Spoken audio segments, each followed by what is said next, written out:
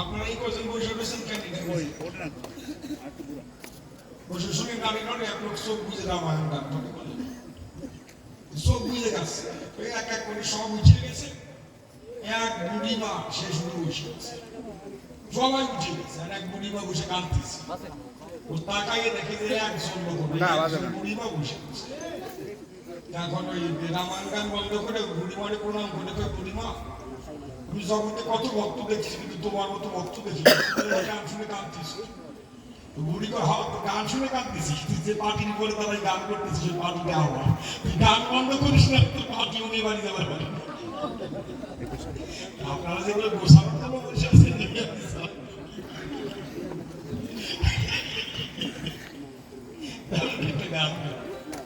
বলেন তো, এত কৃষ্ণ নামে নিন্দা করে সে একটু সারাল হতো।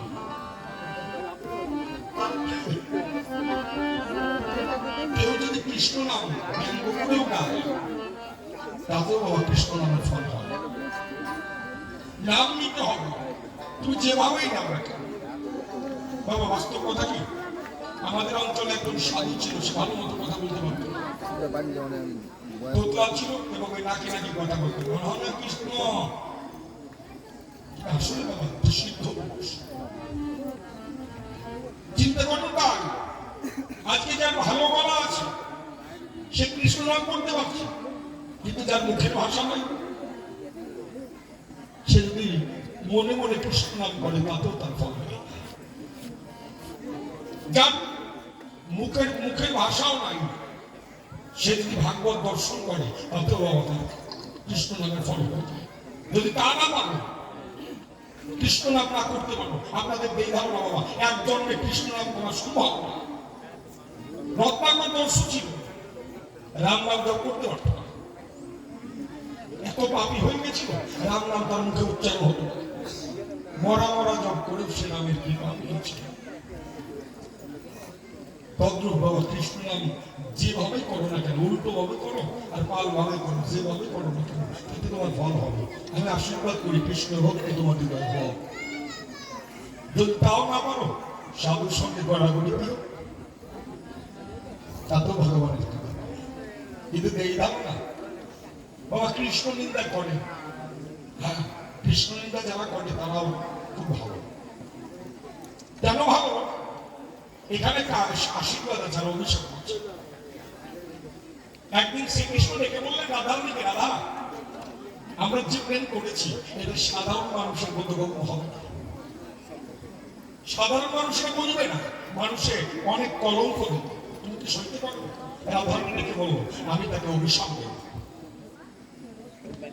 যে রাধা কৃষ্ণ প্রেমের কলঙ্ক গাবে আমি তাকে অভিশাপ দেব। শ্রীকৃষ্ণ ডেকে বললো কেমন কথা বললেন, তুমি কি অভিশাপ দেবে? রাধারানী ডেকে বললো যে কৃষ্ণ কলঙ্ক গাবে সে রাধারানী নির্মিত হবে। কারণ সে একদিন বুঝবে যে কি রাধা কি প্রেমে পড়ে, কি যন্ত্রণায় পড়ে কৃষ্ণের জন্য পাগল হয়েছে। একটা গান গাই, এরপরে দেখি গানের এই কত কি বলা। বাবা রাগ হয়ে না, কিছু কিছু মানুষ আছে ঠিক জায়গায় যাবে না। শ্বশুর মশাই ওনার প্রণাম জানানো বলো, রাগ হয়ে না, উনি কিন্তু আমার আপন শ্বশুর না,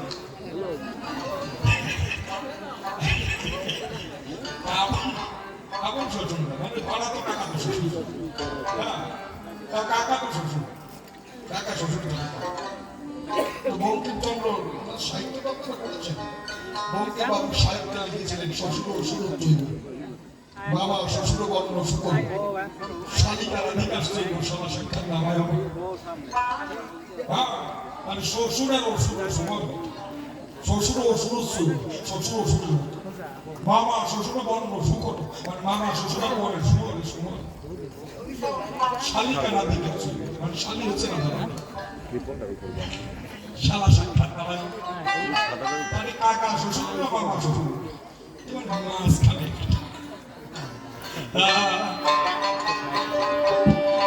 তুই এমন দয়ালারে পাবি না, এমন দয়ালারে পাবি না,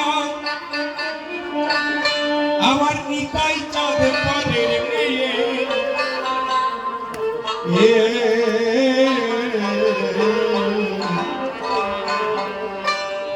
একবার নিত্য দেশে চলে রে হরি নামের গান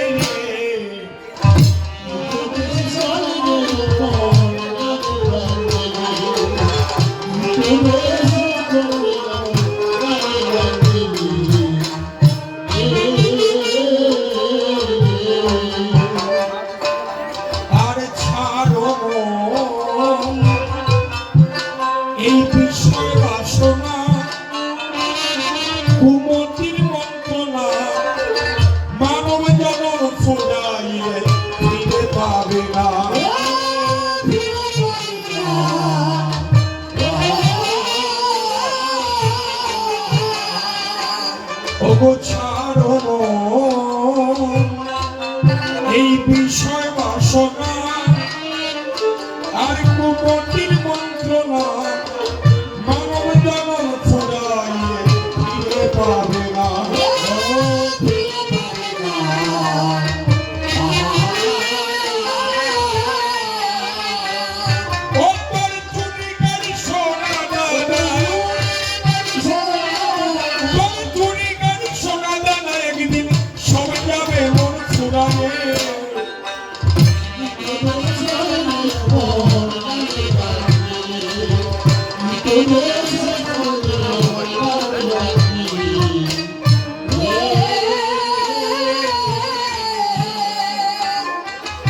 সেই প্রেমে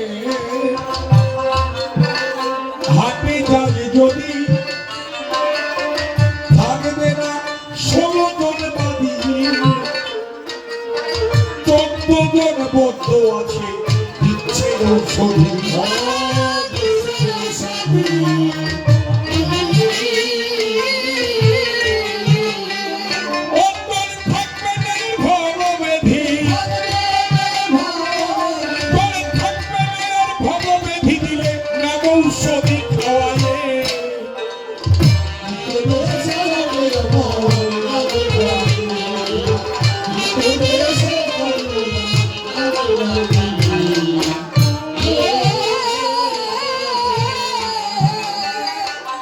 আবার সেই দেশে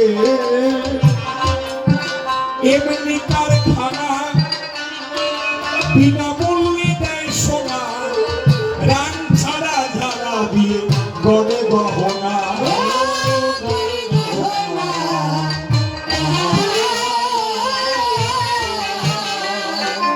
আবার সেই দেশে এমনি কারখানা বিনামূল্যে দেয় সোনা বিনামূল্যে সোনা বলি আপনাদের কাছে আমার এমন একটা দেশ আছে যেখানে বিনামূল্যে সোনা পাওয়া যায় আপনাদের কাছে প্রকাশ করি আমাদের মায়েরা যদি বাজারে গিয়ে তাড়াতাড়ি আগামীকালকে স্বর্ণকারের দোকানে গিয়ে কয় সরকার মশাইটিকে বলছে বিনামূল্যে নাকি সোনা পাওয়া যায় আমার কাছে বলেন দেখি বিনামূল্যে সোনা দিবে নাকি কিন্তু আমি কি বললাম আমার দেশে দেয় আমার দেশে গিয়ে পাওয়া যায় কিন্তু সোনার ভিতরে ভাগ আছে আপনারা যে সোনাটা অলংকার করে ব্যবহার করেন ওই সোনা ক্ষয় হয় সোনা ক্ষয় হবে কিন্তু আমি যে সোনার কথা বলছি সোনা ক্ষয় হয় না ধীরে ধীরে কমে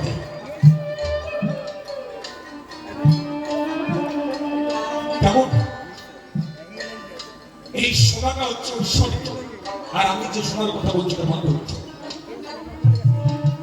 যারা ঐশ্বর্য থাকে তারা কোনোদিন মাধুর্যের প্রেম বুঝতে পারে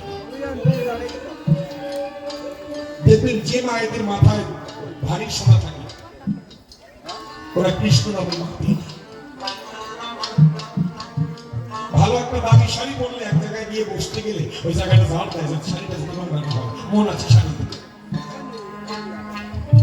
কখনো সোনার গয়না পড়ে যায় কিনা? যে মায়ের কানে শোনা থাকে তার কৃষ্ণ নাম অত শোনা, যার যে মায়ের গলায় শোনা থাকে ওরা কৃষ্ণ নামে বলে। যদি কেউ একবার ত্যাগ করে দিতে পারে রূপার সোনা, যদি গরুর কাছ থেকে পেয়ে থাকে উপার সোনা, সে আর রূপার সোনার ধার ধারে না, সে ভক্ত সোনার কাছে যায়। ভক্ত সোনাকে গড়াগড়ি দিয়ে ভক্ত ধুলো মেখে নিজের দেহটাকেই সোনা করে লয়, তার দেহটাই সোনা হয়। সনাতন গোস্বামী নাম তো সবাই জানে, সনাতন গোস্বামী স্বরগোস্বামীর একজন। আমরা সবাই যেটা জপ করি, জয় শ্রী সনাতন ভক্ত রঘুনাথ, শ্রীজীবী গোপাল ভক্ত দাস রঘুনাথ। এই ছয় গোসাই যারে কৃপা করে, রাধা কৃষ্ণ নিত্য লীলা দেখিবারে পারে। এই যে দ্বিতীয় নম্বর যে গোসাইটা, জয় রূপ শ্রীরূপ সনাতন, এই সনাতন গোস্বামী একদিন গঙ্গা নদী পার হয়ে নৌকা পার হয়েই হাঁটা দিচ্ছে। নৌকা পার হওয়ার পরে ভাড়া দেওয়া লাগে না, গোসাই তো নাম বলে নৌকা পার হয়েই সনাতন গোস্বামী গঙ্গার পার দেখা দিয়েছে। পিছন থেকে মাঝি থেকে বলছে, ও গোসাই গোসাই। কিন্তু সনাতন গোস্বামী মঙ্গল কৃষ্ণ নামে যা লক্ষ্য হয় সমস্ত লক্ষ্য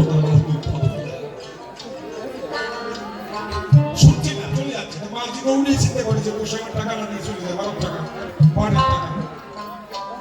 তাড়াতাড়ি গিয়ে সনাতন গোস্বামী হাত ধরে বলছে, গোসাই তোমার কাছে বলি খুলে এই মাত্র আমার নৌকা যে পার হবে, পাড়ের বাধা দিবা না। সনাতন গোস্বামী মাঝির দিকে দেখে তাকিয়ে বলল, ভাই কৃষ্ণ নাম করে পথে পথে বেড়ায়, আমার কাছে কোনো টাকা পয়সা নেই। মাঝি কঠোরতা অবলম্বন করে ডেকে বলছে সনাতন গোস্বামীর ধারে, তোমার কাছে টাকা নাই, তোমার নৌকায় উঠলে কেন? চলো তোমার আবার ওই পারে দিয়ে আসবো, তোমার ভাগ করবো। কত বড় কঠিন হৃদয়ের মানুষ, মানে আবার তারা ওই পারে রেখে আসবে। সনাতন গোস্বামী দেখছি বিপদে বলে গেল। সনাতন গোস্বামী দেখে বলছে, মাঝি তোর কাছে রাখি দামি, টাকা ছাড়া যদি কোনো মূল্যবান সম্পদ করে দিই তুই নিবি? মাঝি বলছে, হ্যাঁ। বলছে তোর পাড়ের ভাড়া কত? বলে 1 আনা। আচ্ছা। সনাতন গোস্বামী ওই বালুর চরে দাঁড়িয়েছে গঙ্গা নদী, নিজের পা দিয়ে একটু বালু ছড়া। মাঝি দেখতে পায় একটা পাথর জল জল করছে। সনাতন গোস্বামী পা দিয়ে দেখিয়ে বলল, এটা তো। মাঝি তুলেছে।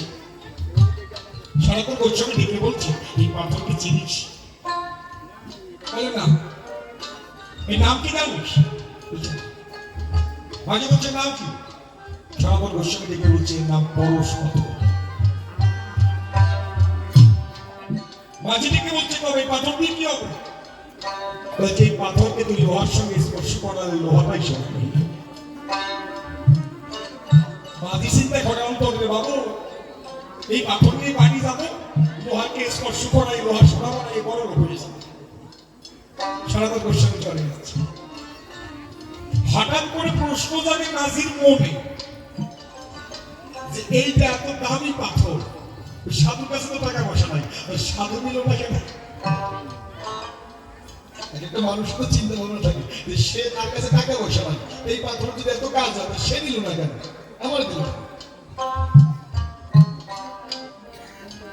এইবার চিন্তা করে মাঝি নিজের কাছে, তাহলে নিশ্চয়ই এর থেকে কোনো দামি পাথর তার কাছে আছে। এই পরশ পাথরের মূল্য যার কাছে নাই, তার কাছে এর থেকে দামি পাথর অবশ্যই আছে। মাঝি আবার দৌড় দিয়েছে, গোসাই দাঁড়াও দাঁড়াও দাঁড়াও, এটা সত্যি কথা বলবো? সনাতন গোস্বামী দিল ধর্ম কেন সাধুর উপরে বিশ্বাস হয় না, সাধুরা মিথ্যা বলে না। সত্যি করে বলো, এই পরশ পাথরের মূল্য নেই যার কাছে, তার কাছে কি এর থেকে দামি কোনো পাথর আছে? সনাতন গোস্বামী বলছে মিথ্যা তো বলবো না। এইরকম কোটি কোটি পরশ পাথর একত্র করলেও আমার কাছে যে পাথর আছে তার দাম হয়।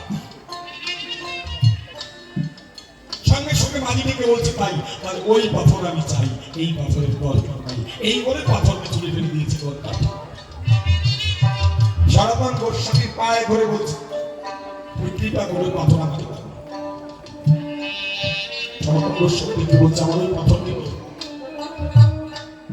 বলছে ওই পাথরে কি হয়? বলছে পরশ পাথর তো লোহার সোনা হয়, আর আমার ওই পরশের দেহ সোনা হয়।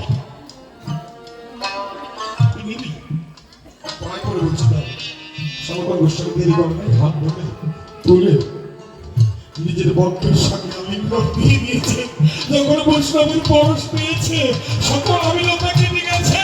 মুখে জয় রাম জয় গোবিন্দ বলে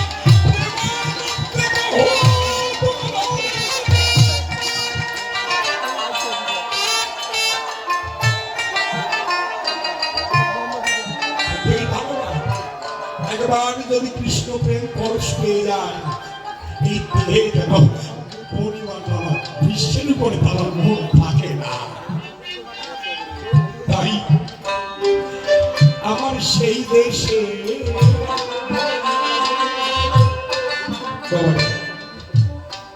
একটা কথা চিন্তা করে, বৈতরণী নদীর খেয়াঘাট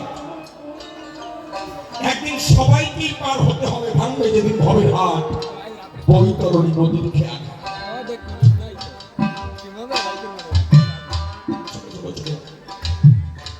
ধর্মরাজ যুধিষ্ঠিরের কাছে একদিন প্রশ্ন করেছিল কি আশ্চর্য? আমরা বলি না আশ্চর্য বিষয়, আশ্চর্য ঘটনা। আশ্চর্যটা কি? আশ্চর্যটা কি?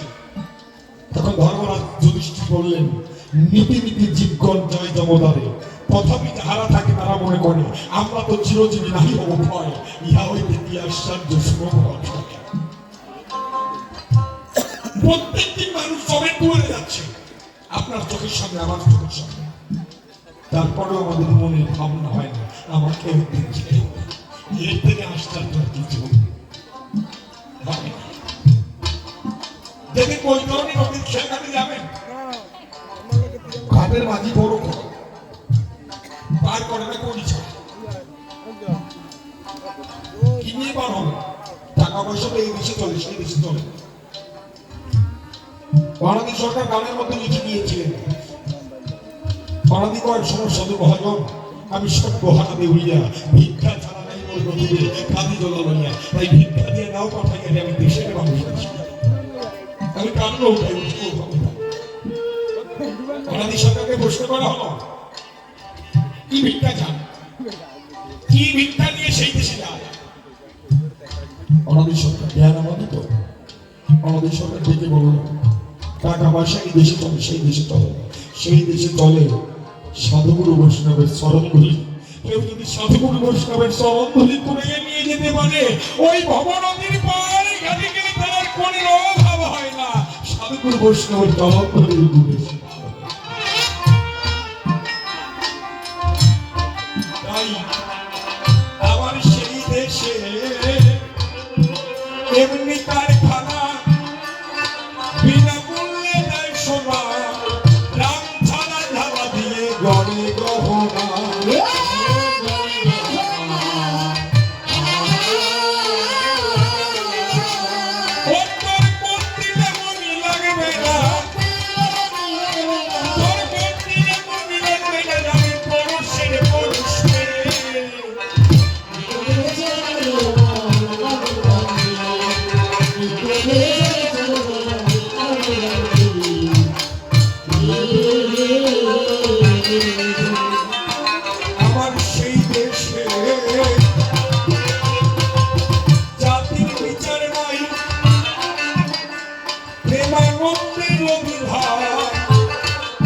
গুরুমূর্তি নিষ্ঠারতি সঙ্গে দেয়া চাই,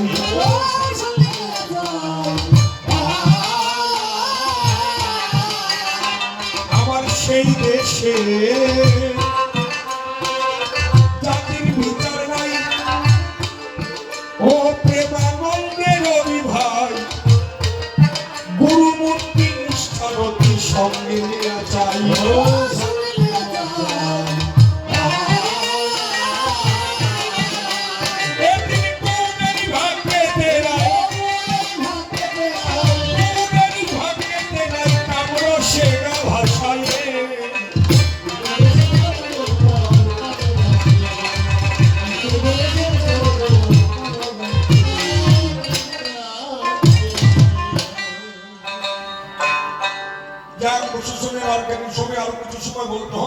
প্রশাসনের বিজ্ঞ নারী পাই বারবার করে পরের বারে ডেকে বলছে আপনার দিকের ধারে গৌরাঙ্গ মহাপ্রভু সংসার করে নাই মা কাঁদাইছে বাবার আমি এই আলোচনাই করে দিয়েছি। উনি ডেকে বললেন তাই পিতার স্বর্গ পিতা ধর্ম পিতা হি পরমং তপ পিতরি প্রতিমা কর্ণে প্রিয়ন্ত স্বর্গ দেবতা ভূমি করি অসীমতা সত্তা উচ্চতর পিতা চরণী জন্ম ভূমিষ্ঠ সরকার হবি গরিব তবে কথাটা সত্য কথাটা মিথ্যা বলবো পিতার স্বর্গ পিতা ধর্ম পিতাই পরম তপ মানে পিতার স্বর্গ পিতা ধর্ম এবং পিতাই পরম তপস্যা মায়ের চরণ সাধনা করলে পরে মানুষ যাবে স্বর্গে পুরে কারণ মায়ের চরণ নিচে চরণ তলে স্বর্গ নয় কিন্তু আপনাদের কাছে এই ধারণা যারা প্রকৃত ভক্ত তারা স্বর্গ নরকের দ্বার ধারে তারা চিন্তাই করে তবে স্বর্গে গেলে আপনাকে আবার পূর্ণ ফল শেষ হলে পৃথিবীতে আসতে হবে নরকে গেলে আপনার আবার পৃথিবীতে আসতে হবে কিন্তু এই ধারণা একবার যদি শ্রীকৃষ্ণের চরণ পদ্ম বয়ে যায় জগৎ সংসারে তাদের মধ্যে আসা যাওয়া উনি দেখতে কয় পিতা মাতা এটা অবশ্যই সত্য কথা কেননা একটা কর্তব্য একটা অবশ্য কর্তব্য নয় পিতা মাতার চরণ পূজা করা কর্তব্য আর অবশ্য কর্তব্য হচ্ছে ভগবানের উপাসনা করা শাস্ত্রে বললেন জীব নিত্য কৃষ্ণ দাস ইহাই ভুলে গেল এই কারণে মায়া ফাস্টার বলে এবার চিন্তা করে গৌরাঙ্গ মহাপ্রভু বিষ্ণুপ্রিয়াকে রেখে গেছে ঘরে অবশ্যই একটা কারণ আছে তাৎপর্য আছে কেননা গৌরাঙ্গ মহাপ্রভু টোটাল জীবনীতে তার লীলায় কোনো কলঙ্ক নেই চাঁদের গায়ে কলঙ্ক থাকতে পারে তাই কিন্তু মহাপ্রভুর লীলায় কোনো কলঙ্ক নেই এটা বাস্তব তো দেখেন একটু চিন্তা করি বিষ্ণুপ্রিয়াকে রেখে গেছে মানে কেন রেখেছে জানেন এই সংসার ধর্মটা মানুষকে বুঝানো হতো কিন্তু তার পরিচয় বিষ্ণুপ্রিয়া ঘরে নয় দেখেন শাশুড়ির সঙ্গে কি ব্যবহার করতে হয় এই কথা বলে আমার রাগ হবে না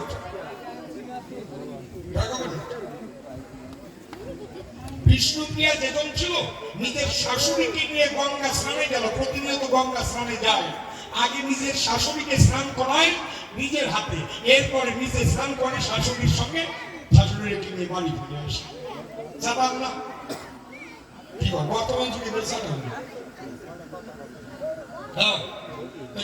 সচিরানীকে স্নান করাই শাশুড়িকে স্নান করাই বিষ্ণুপ্রিয়া জলে নেমেছে শাশুড়ি পাড়ে আছে এই সময় নিত্যানন্দ ফিরে এসেছে নিতাই ডেকে বলছে মা শান্তি করে নিমাই ফিরে এসেছে দেখতে যাবে না নিতাইয়ের কথা শোনা মাত্র দিয়ে বলি কাব্যের সূত্র তাড়াতাড়ি করে সচিরানী নিতাইয়ের হাত ধরে রওনা দেয় কিছু দূরে যাওয়ার পরে ডেকে বলে নিতাইয়ের ধার নিতাই একা আসলাম কেন বিষ্ণুপ্রিয়াকে নেওয়ার দরকার নাই বিষ্ণুপ্রিয়াকে নিয়ে যাই চল এমন সময় নিতাই দিল ধারণা গৌরাঙ্গ মহাপ্রভু ডেকে বলেছে তোমার মুখ দেখতে পারে কিন্তু প্রিয়ার মুখ সে আর কখনো দেখবে না সঙ্গে সঙ্গে মা নিতাইয়ের হাত ধরা দিয়ে ফেলে দিয়ে বলছে নিতাই তুই চলে যা আমি তোরে এই ধারণা যে ছেলে বিষ্ণুপ্রিয়ার মতো নারীর মুখ দর্শন করে না তার মুখ দেখতে আমি যাবো না চলে যা তার মুখ দেখার ইচ্ছা মানে দেখেছেন মা কত বড় কঠিন এমন সময় নিতাই দেখে কয় ও মা তুমি সত্যি করে বলো তো এখন নিজের ছেলে থেকে পরের মেয়েটাকে বেশি আপন কে বেশি আপন আপনাদের কাছে এই প্রশ্নটা করি যে প্রশ্ন নিতাই করেছিল তার মাকে এবার আমি যদি আপনাদের প্রশ্ন করি আপনাদের তো দুটো মেয়ে তাই না একটা নিজের মেয়ে আর একটা পরের মেয়ে ছেলে বিয়ে দিয়ে ঘরে নিয়ে গেছে আচ্ছা এই দুইটা মেয়ের ভিতরে আমি জানি আপনারা কোনোদিন সত্যি কথা কবে কারণ আমার এই নারী জাতির উপর একটা বিশ্বাস আছে এই বিশ্বাসটা আমি করতে হয়নি না হ্যাঁ বাস্তব কথা মন থেকে বলতেছি যে নারীরা কোনোদিন সত্যি কথা কবে না আমি জানি আপনারা বলবেন না এই তোমার বিশ্বাস যদি বলেন সত্যি কথা বলেন তো মিথ্যে কথা বলবেন না নিজের মেয়ে আর পরের মেয়ে মানে ছেলের মেয়ে এই দুটো মেয়ের মধ্যে সবচেয়ে আপন মেয়ে কোনটা সত্যি কথা কোনটা কোনটা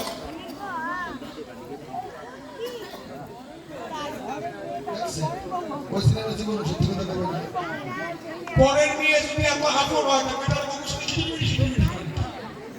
হ্যাঁ এ মনে কথা না এটা রক্তের দোষ বাবা এটা আমি কি চিনি হ্যাঁ মুখ দিয়ে পাই বাবা ব্যস্ত কথা শোনো বাবা ওই দেখবেন নিজের ছেলে বিয়ে দিয়ে বউ ঘরে নিয়ে এসে আর ওই নিজের মেয়ে বিয়ে দিচ্ছে তো ছেলে বউ নিয়ে মানে মেয়ে নিয়ে চলে গেছে তো 10 দিনের ভিতরে একটা হারানো ব্যাপার সবার নিয়ে যাবে আনতে হবে ওই মানে এই সনাতন ধর্মের এই নিয়মগুলো যে কে বানাইছে বাবা এই আমার অসহ্য নিয়ম সেটা কি ওই মেয়ে ওই নতুন জামাই নিয়ে 10 দিনের ভিতরে যখন বাবার আমি আসে ভাই ব্যাগ ঘরের ভিতরে রাখে না বারান্দায় নাই ঠিক কোনো কাজ নাই ওই স্বামী নিয়ে হাত ধরে জামাই হাত ধরে এইবার এই পাড়ায় উপরে জামাই দেখতে যায় তাই না অনেক বলদটা বিছানায় ঠিক ওটা বলদ ছাড়া কিছু হ্যাঁ বউ আগে আগে যায় হাত ধরে ওইটা ওর গোলা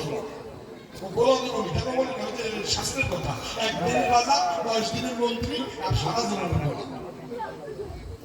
দেখেন একটু চিন্তা করে বলো দেখো দৌড়াচ্ছি এবারে মেয়ের যে মা মেয়ের মা আর এক বুড়িতে পানি শিশু খাওয়ায় আর দেখ আমার খেতে কি ভালো ভাবেই পাইছি আম তো রেটে বেটা তেমন সময় বুড়িটিকে কয় তোর বেটার বউ তো ওই আবু কৃষ্ণে দিন ঘুরে সবার সঙ্গে ঘরের মধ্যে পুরু পুরু গল্প করে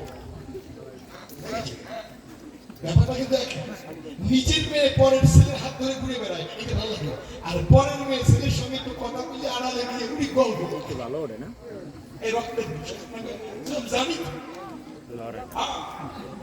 এই জন্য তো নারী বাড়ি ছেড়ে দিচ্ছি এর বিয়ে আর জীবনে তাহলে আর মাস করতে মনে ছেড়ে দিচ্ছি কিন্তু ওটার পরিচয় দেখেন আবার চিন্তা করি এইবার নিতাইকে বাস্তব কথা যদি নিজের মেয়েকে কি কয়েকবার মা বলেছেন পারেন পরের মেয়েটাকে মা দুই একবার বেশি শেষের দিকে জল ওই পরের মেয়েটার হাত ছাড়া কারো হাতে পাবে নিজের মেয়ে বাসি বড় হয়ে যাবে তারপর আসতে পারে কিনা সন্দেহ আছে নিজের ছেলে দোকানে থাকবে চাকরিতে থাকবে আপনার কাছে থাকবে না আর পরের মেয়েটাই আপনার কাছে থাকবে তার সঙ্গে একটু ভালো ব্যবহার করবেন দেখবেন সে মেয়ে হয়ে যাবে আর আমরা যে পূর্বকালের শাশুড়ি ভাব আছে তো ওই জন্য ভেজা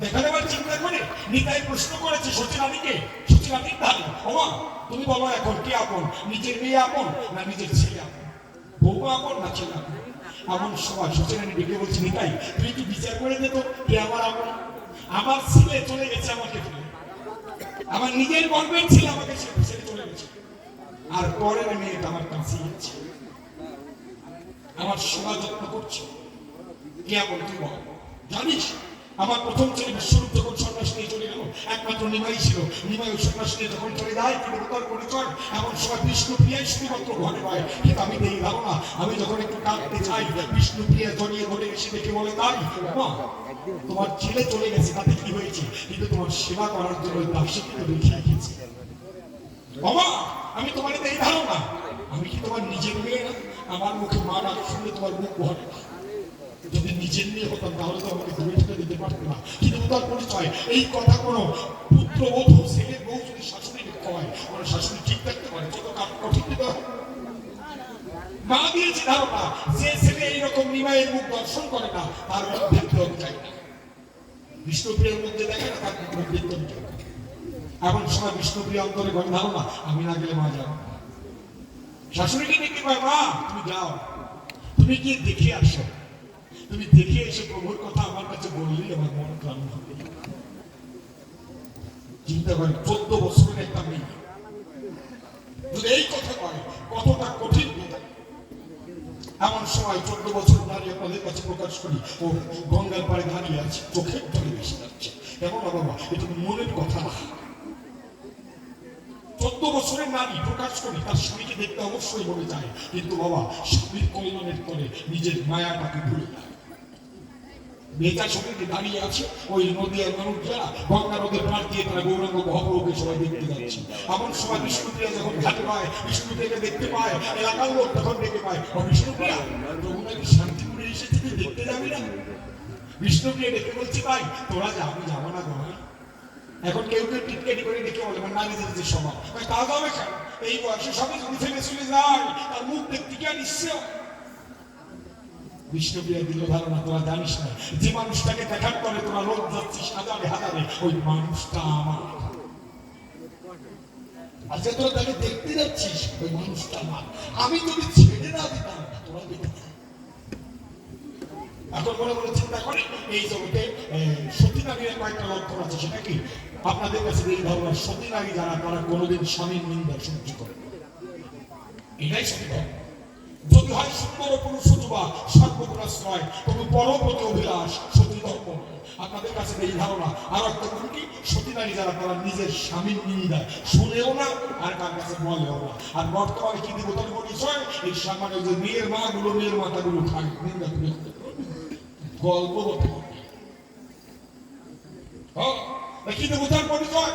বিষ্ণুকে তাড়াতাড়ি করে চিন্তা করে এখানে কত সময় দাঁড়িয়ে থাকবো গঙ্গার পরে, লোকে যাবে আর আমাকে দেখতে পেয়ে গ্রহণ নামে একটা কথা বলে। স্বামীর কথা রাত দেরি করে নেই, ওখান থেকে বাড়ি চলে গেছি। বাড়ি গিয়ে দরজা বন্ধ করে মন্দির ঘরে কান্না করে অঝোর ধারে কান্না করছে। বিষ্ণুপ্রিয়া কেমন চরিত্রের নারী! স্বামী যেদিন গিয়েছে ছাড়ি, ওই দিন থেকে বলে আপনাদের মাকে প্রত্যেক দিন এক একটা করে নাম করতো। সেটা কি?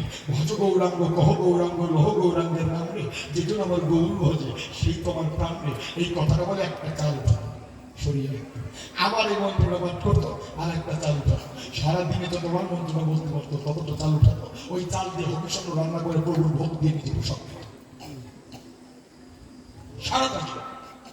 দেবতার পরিচয় বিরহ বেদনায় শুকিয়ে গেছে, মন্দিরে কান্না করছে। এমন সময় গৌরাঙ্গ মহাপ্রভু মন্দিরের দরজার বাইরে থেকে ডেকে বলছে, বিষ্ণুপ্রিয়া, অবিষ্ণুপ্রিয়া। শুনতে পাচ্ছে প্রভুর বলেছে না বলতে, তাড়াতাড়ি করে দরজা খুলে দাও। আনন্দ সহিত দরজা খুলে দিয়েছে, প্রভুর সামনে দাঁড়িয়ে ভক্তি দিয়েছে। কিন্তু এই ধারণা প্রভুর মুখের দিকে তাকাচ্ছে। বিষ্ণুকে ডেকে বলছে, প্রণাম করেছে। আমার সঙ্গে গৌরাঙ্গ মহাপ্রভু ডেকে বলছে, ও বিষ্ণুপ্রিয়া, অবনত মস্তকে গেলে তাকিয়ে আছে, আমার চোখের দিকে তাকাও। বিষ্ণুপ্রিয়ার মাথা বলছে, আমার চোখের দিকে তাকাও। কেন? আমার মুখ দেখতে তোমার ইচ্ছা? কত কঠিন ভাষা দিচ্ছে গৌরাঙ্গ মহাপ্রভু। এই মুখ দেখতে তোমার ইচ্ছা হয় না? বিষ্ণুপ্রিয়া দিল ধারণা, প্রভু কত বাক্যে আমাকে ব্যথা দিই। তোমার এই রূপ আমি স্বপ্নে ভুলি। তবে আমার দিক কেন তাকাচ্ছ? আমাকে দেখবে না? বিষ্ণুপ্রিয়া দেখে বলছে, প্রভু তোমাকে দেখবো না তা না, আমি শুনেছি আমার মুখ দেখলে নাকি তোমার সন্ন্যাস ভেঙে যাবে। যে পাপি মুখ দেখলে তোমার সন্ন্যাস ভেঙে যায়, এই পাপি মুখ আর জীবন কোনোদিন তোমার দেখাবো না। ওরা মহাপ্রভু দেখে বলে, বিষ্ণুপ্রিয়ার কাছাকাছি আমি সন্ন্যাস ভেঙে দিয়েছি, আমার দিকে দেখাও। আমি আর সন্ন্যাসী নেই, আমার দিকে দেখাও। বিষ্ণুপ্রিয়া বলে কি বলছে, না তোমার দিকে তাকাও, তাকাও আমার দিকে। না, তুমি আমার কাছে কিছু চাও তাহলে। বিষ্ণুপ্রিয়া বলছে, তোমার কাছে চাও কিছু? কিচ্ছু চাও না? তুমি তোমার কাছে কিছুই চাও না? বিষ্ণুপ্রিয়া বলছে, না কিচ্ছু চাও না, কিচ্ছু চাও না। তিনবারই বলছে, না আমি তোমার কাছে কিচ্ছু চাই না। তখন গৌরাঙ্গ মহাপ্রভু ডেকে বলছে, বিষ্ণুপ্রিয়া, তুমি কি আমাকেও চাও না? তুমি কি আমাকেও চাও না? বিষ্ণুপ্রিয়া ডেকে বলছে, প্রভু এই ধরনের কথা বলছো কেন? তোমাকে চাওয়ার কোনো দরকার হয় না। আমি মন্দির ঘরে বসে যখন চোখ বন্ধ করে ধ্যান করলেই দেখি তোমার কোলের মধ্যে আমি বসে থাকি। আমি তোমার কোলের মধ্যেই বসে থাকি, তোমার চাওয়া লাগে না। গৌরাঙ্গ মহাপ্রভু দেখে বললেন, তাও তুমি আমার কাছে কিছু চাও। এখন বিষ্ণুপ্রিয়া দেয় ধারণা, এইবার যদি তোমার কাছে কিছু না চাই তাহলে তোমার কথাটা রক্ষা হয়। হ্যাঁ, তোমার কাছে কি চাই জানো? বলো কি চাও? এমন সময় বিষ্ণুপ্রিয়া ডেকে কয়, যদি কোনোদিন সন্ধ্যা না ধারে তোমাকে দেখতে আমার খুব ইচ্ছা করে, কথা দিও এই মন্দির ঘরে পাদুকার উপরে সেটা নিয়ে যেও। কিন্তু দেরি ধারণা, বিষ্ণুপ্রিয়ার প্রাণনাথ হয়ে কোনোদিন আমার সামনে এসো না। এই নবীন সন্ন্যাসীর বেশে দাঁড়িয়ে তুমি আমার পাশে এই রূপ দর্শন করে কামনা দিব বিসর্জন। বিষ্ণুপ্রিয়া গৌর চরণে দাস হয়ে থাকবে জগৎ। দেবতার পরিচয় একমাত্র সংসার ধর্ম রক্ষা করে বিষ্ণুপ্রিয়াকে রেখে গেছে ঘরে। বিষ্ণুপ্রিয়ার সঙ্গে মায়ের সঙ্গে গৌরাঙ্গ মহাপ্রভুর সঙ্গে মধুর সম্বন্ধ হয়। এই ধারণা এর ভিতরে কোনো সালাসালি থাকে না। এবার কলির জীবের মুক্তি দিতে বলি আপনাদেরকে সাক্ষাতে গৌরাঙ্গ মহাপ্রভুর অবনীতে এসেছেন। তাই আপনাদের আছে যারা কথাটা অসঙ্গত, গৌরাঙ্গ মহাপ্রভু ডেকে বললেন, আমাকে না বললে জীবের মুক্তি নয়। এই জীবের কারণে আমার সন্ন্যাস হতে হয়। তাহলে আপনাদের কাছে প্রকাশ করি, যদি আপনাদের একটা প্রশ্ন করি, আপনারা বলতে পারবেন ভগবানের ঘর বাড়ি কোন জায়গায়? ভগবানের ঘর বাড়ি কোথায়? আপনার মন্দিরই তো ভগবানের ঘর, তাই না? তাহলে আচ্ছা, আপনি যদি ঠাকুরকে প্রণাম দেন, ঠাকুরকে পূজা করেন, ঠাকুরকে ভোগ দেন, ঠাকুর এসে খাবে না, সেবা করবে না? আমার বাড়ি যাবে না? আর এক ভক্ত ডাকে তার বাড়ি যাবে না? যে ভক্ত তাকে ডাকে সেই দিকেই যায়। কেন? ভগবান বলেছে ভক্ত আমার মাতা পিতা, ভক্ত আমার গুরু। ভক্ত এবার নাম রেখেছে বাচ্চা কল্পতরু। ভক্তের হাতে প্রেমের ডুরি, সেদিক ঘুরাই সেদিক ঘুরি। ভক্ত খাওয়ালে খাই, আর না খাওয়ালে সেদিন আমি উপবাস করি। তাই ভক্ত যেভাবে ডাকে আমার ভগবান সেইভাবে গিয়ে তার মনের ইচ্ছা পূর্ণ করে থাকে। তাই সে যদি তার ঘরে থাকে, মানুষ বাড়ি বাড়ি না যায়, ভক্তরা কি পাবে? আপনারা হ্যাঁ, এইবার দেখেন চিন্তা করে, তাই উনি দেখে বললেন, মানে উনি ওই রাধা কৃষ্ণ প্রেমটা উনি সহ্য করেন, মানে ওনার একটা জামাত আছে। কেননা রাধা কৃষ্ণের প্রেমের ভিতর তো কোনো কামনা বসা থাকে না, কোনো কামনা নেই। কেমন করে? এইবার দেখেন চিন্তা করে, বসে ভাবেন নিরবধি রাধারানী কেমন ছিল, কত বড় কৃষ্ণকে ভালোবেসেছিল। একদিন রাধারানী কৃষ্ণের সঙ্গে নয়, ডেকে বলছে অন্তরে রব, যমুনায় ঝাঁপ দিয়ে আমি আজকে প্রাণ ত্যাগ করে দেবো। এমন সময় শ্রীকৃষ্ণ ডেকে কয়, কেন তুমি যমুনায় ঝাঁপ দিয়ে প্রাণ ত্যাগ করবে? রাধারানী ডেকে বলে, কৃষ্ণের কাছাকাছি আমি গতকাল রাতে অন্য একটা পর পুরুষকে স্বপ্ন দেখেছি, আমার সতী ধর্ম নষ্ট হয়ে গেছে, তাই আমি এই ধারণা, এই জন্ম আমি রাখবো না। স্বপ্নে আমি অন্য কারো রূপ দেখেছি। চিন্তা করেন, স্বপ্ন হতেই পারে। তখন শ্রীকৃষ্ণ ডেকে বলল, ওই রূপটা আমি তোমাকে দেখিয়েছি।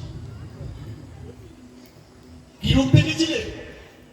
একটা সন্ন্যাসীর বেশ, তাই না? বলছে সন্ন্যাসী আমি, তোমার কি কব, তোমার ভাব কান্দি বিলাস নিয়ে কলিযুগে নদিয়ায় দিয়া আমি এইরকম একজন ভক্ত হব, সেটা তোমাকে আগেই দেখিয়ে রাখবো। যদি শ্রীকৃষ্ণের কথাটা না বলতো, রাধারানী প্রাণ বিসর্জন দিয়ে দিত। কত ভালোবাসা! একদিন সখীদের সঙ্গে রাধা আছে, ওই নৃত্য লীলাচ্ছে, তো সখীদের সঙ্গে রাধা যখন যায়, আমার সময় সখীদের দেখে কয়, বিশ্বকাকে দেখে বলছে, বিশ্বকা দেখে যা, বলি তোর কাছাকাছি আমি হাতে শ্রীকৃষ্ণের ছবি এঁকেছি। কিন্তু ওটার পরিচয় এখন সমস্ত সখীরা দেখতে পায় যে শ্রীকৃষ্ণের ছবি এইটুকু গেছে ভাই, কিন্তু ছবির নিচে স্বর্গী দেখা যায় সম্পূর্ণ আগে, মানে পা দুটো চরণ দুটো কৃষ্ণের ছবিতে। এইবার সখীরা দেখে বলছে, রাধার বিদ্যমানে রাধে সুন্দর আকৃত শ্যাম যাবে, চরণ দেশ নেই কেন? ছবিতে চরণ দেশ নেই কেন? রাধারানী দেখে বলে, সবার ধারে চরণ দিয়ে হেঁটে চলে যেতে বলে, তুমি চরণ দিয়ে যদি হেঁটে চলে যায়, এই জন্য বলি তাই আমি শ্রীকৃষ্ণের চরণ দিই। ভালোবাসা, এই ভালোবাসাটা কি দেবতার মনে চায়?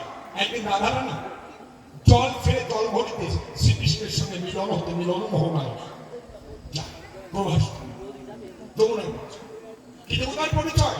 এবার ভরা কলসি জল ফেলে দিয়ে ওই কলসির ভিতরে ননি নিয়ে কৃষ্ণ এটাও তুমি যেজন ছিল সন্দেহ বোঝায়, ও দেখতে পায় যে রাধারানী ওই নবনী ওই কলসির ভিতরে নিয়ে যায়, আর ওই জল ফেলে দিয়ে নিয়ে যায়, এরপরে কৃষ্ণ সেবা দেয়। রাধারানী জটিলে কুটিলে দেখে কয়, রাধারানী কিন্তু নারদ বলছে, রাধারানী কিন্তু যমুনার ভাগে ওই কলসির ভিতরে করে ননি নিয়ে গিয়ে কৃষ্ণ সেবা দেয়।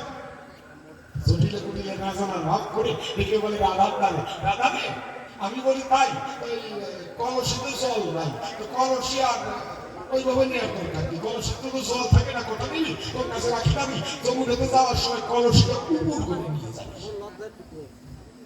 জানে গোপনে তা বলে নাই, কিন্তু কলসিটা উপর করে নিয়ে যাবি। দাদা আমি চিন্তা করে, কলসি যদি উপর করে নেই, তাহলে কৃষ্ণ সেবা কেমন করে হয়? ননি নেব কোন যাবে? এমন সময় প্রকাশ করি যোগমায়া, তিনি বৃন্দাবনে ছিলেন বড়াই বুড়ি। এবার বড়াই বুড়ির বিদায় করেছেন। বড়াই বুড়ি রাধার কাছে এসে দেখে কয়, রাধা কাঁদছো কেন? এমন সময় রাধারানী বলছে, বড়াই বুড়ির ধারে কলসি যদি উপর করে যাই, নদী দেবো কেমন করে? এমন সময় বড়াই বুড়ি দেখে কয়, কেন কলসি উপর করে নদী নবী তোর চুলের খোপায়? তাই তো বিরল মনে ছিল না। এখন হেসে দিয়েছে রাধারানী। কিন্তু ওনার পরিচয় একবার কলস কুকুর করে কবরের ভিতরে চুলের খোপায় করে ননি নিয়ে গিয়ে কৃষ্ণের কাছে দাঁড়ায়, নারদ মুনি দূর থেকে দেখতেছে। ননি কোন জায়গায় দেয়? কবরের থেকে চুলের খোপা থেকে ননি নিয়ে কৃষ্ণ সেবা দেয়। তাড়াতাড়ি করে নারদ রাগ হয়ে আবার জটিলা কবিরের কাছে গেছে, গিয়ে বলে তোর বউ বন্ধু বলিস না কেউ, আজকে আবার চুলের খোপায় করে ননি নিয়ে গেছে। জটিলা কবির চিন্তা করে তোর কাছে আর এক বছর বলছে। রাধারানীর কাছে এসে থেকে বলছে, রাধা তোর কাছে রাখি যাবি, তুই যমুনাতে যাবি, জলঘনিতে যাবি, কিন্তু তোর এই ধারণা এই কলসি উপুর করবি, চুল কিন্তু পেতে যাবি না, চুল ছেড়ে দিয়ে যাবি। জানে না যে আমি জানি। এমন সময় তিনি উদার পরিচয় প্রশাসনের বিজ্ঞ হলো রাধারানী ওই কলসি উপুর করে চুলের বদন ছেড়ে দিয়ে এখন কিভাবে নবনী নেবে বসে ভাবতেছিল। বড়াই বলে এসে দেখে কয়, আজকে তবে বেশ ভালো হয়েছে এই সময় রাতে, তোর কথা নিবি, তুই মুখের মধ্যে করে ননী নিয়ে গিয়ে অধরে অধরে বিশ্বাস করে প্রেমটাকে আরো কেন করে দিচ্ছে। কিন্তু ওদের পরিচয় এবার রাধারানী যেজন রয় চুলের বদন ছেড়ে দিয়েছে, কলসি উপুর করে মুখের মধ্যে ননী নিয়ে নারদ মুনি চিন্তা করে আজকে কিভাবে ননী সেবা দেবে। যখন রাধা কৃষ্ণের কাছে গিয়ে দাঁড়ালো, এখন কৃষ্ণ চিন্তা করে ননী কোন জায়গায়, রাধারানী মুখে ইশারা করে দেয়। বৈশেষণের বিজ্ঞ হলো অধরে অধরে সুধার সপ্তাহে রাধা কৃষ্ণের মিলন হচ্ছে। নারদ দেখতে পারি আর এক বেজা হয়েছে, বেশি কাছে হয়ে গেছে। এটা যা করতে গেছিলাম তো বেশি কাছে হয়ে গেছে। কিন্তু ওটার পরিচয় আবার সবাই জটিলা কুটিলের কাছে কয়, আজকে যে বুদ্ধি করছে তাতে আবার গরম দিচ্ছে। কি করছে? আজকে মুখের মধ্যে নড়ে নিয়ে অধরে অধরে সেবা দিচ্ছে। তখন জটিলা কুটিলে চিন্তা করছে, সর্বনাশের মাথায় বাড়ি দিচ্ছে। তখন তোর আছে বাবা রাধারানী বলতেছে, রাধা তোর কাছে রাখি যাবি, কলস তো উপুর করে দেশ, চুলের বদন তো ছেড়ে দেশ, যমুনায় যাওয়ার সময় উড়ুত্তরি দিতে যাবি, রোডে নিতে দেবে না। আর বলাই ওই চিন্তা যা আরো বেশি করে দেবে, উড়ুত্তরি দিতে যাবে, ড্রাইভার কলকাতায় দিবি। প্রশাসনের নারী মানে বলি আপনার দিকে তাহলে এবার সময় কিন্তু ওটার পরিচয় মহাপাত্রে করে ননী নিয়ে গেছে। মহাপাত্রে যখন ননী নিয়ে যায়, শ্রীকৃষ্ণকে ইশারা করে দেখিয়ে দেয় মহাপাত্রে ননী আছে বলে আপনার দিকের কাছে। প্রশাসনের বিজ্ঞ দল যখন শ্রীকৃষ্ণ মহাপাত্রে তার ঠোঁটে স্পর্শ করেছিল, ওই দিন থেকে তার ঠোঁটটা লাল হয়ে গেছিল। পরিসরের নারী মানে যে অকামনা ভাবে রাজকৃষ্ণ সেবা দিতে পারে এই জগৎ সংসারে, তাই তাহার মতো ভক্ত আর বৃন্দাবনে। বৃন্দাবন লীলাটাই হচ্ছে অপ্রাকৃত, প্রাকৃত নয়, অপ্রাকৃত। এটা মাধুর্যের ধারণ, এই ধারণা। এখানে কোনো কামনা